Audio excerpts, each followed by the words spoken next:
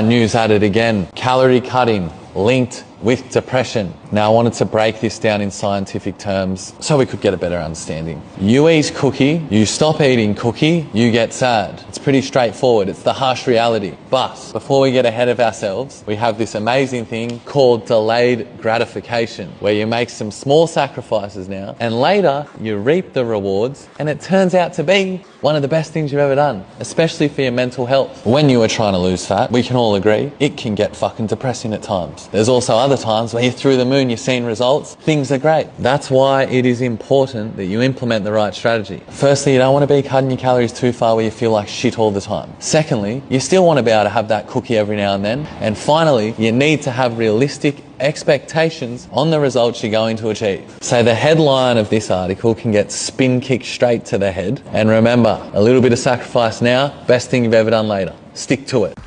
I've been saying this now for such a long time, and only few of you are actually listening to me, that if we're constantly dieting and we're constantly in a deficit, you're putting the body in a position it doesn't want to be in. We're only causing more stress, we're only causing more harm to the body, and it's only a matter of time before you guys develop an eating disorder out of this.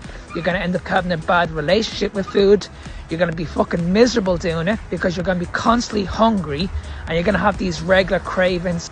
I can't stress this enough, that if the diet's poor and we're eating shit in moderation and there's too much sugar in the diet, this is only going to affect our mood, guys. It's only going to affect it. And in time, eventually you guys are going to quit. You're going to go again in a few months' time. And this is the reason why so many of you are not progressing. This is the reason why so many of you keep on going on these fucking diets every single year. This is the biggest issue I see with people on a daily basis, especially you women. You guys are just constantly underfeeding yourself, and you can clearly see you don't want to do it. You can clearly see you're fucking miserable doing it. But you have no other choice because these people are brainwashing you into thinking that this is the only way to get in shape. Far from it. I can tell you right now that none of us need to suffer to get in shape. I don't do this at the moment. I used to do it in the past, but I don't do it at the moment. I'm eating the way I should be doing, because guess why? Because I'm focusing on my hormones and giving my body the right food it needs to function the way it should be functioning. I don't look at food as calories anymore, guys. I've mentioned this before. I look at food as fuel, and what I'm doing is I'm focusing on what I should be focusing on, and that's our insulin levels. And if my insulin levels are low and my leptin levels are high, I'm able to get in shape so much easier without suffering.